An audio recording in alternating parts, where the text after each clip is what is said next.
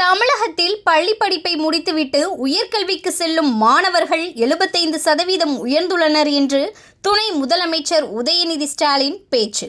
செங்கல்பட்டு மாவட்டம் திமுக சார்பில் காஞ்சிபுரம் வடக்கு செங்கல்பட்டு சட்டமன்ற தொகுதி நிர்வாகிகளுக்கான அறிமுக கூட்டம் மறைமலை நகர் நகராட்சி விளையாட்டு திடலில் இன்று நடைபெற்றது. இந்த விழாவிற்கு துணை முதல்வர் உதயநிதி ஸ்டாலின் பங்கேற்று கட்சி நிர்வாகிகளுடன் ஆலோசனை மேற்கொண்டார். இந்த ஆலோசனை கூட்டத்தில் காஞ்சிபுரம் செங்கல்பட்டு தொகுதி நிர்வாகிகள் இந்த கூட்டத்தில் பங்கேற்றனர்.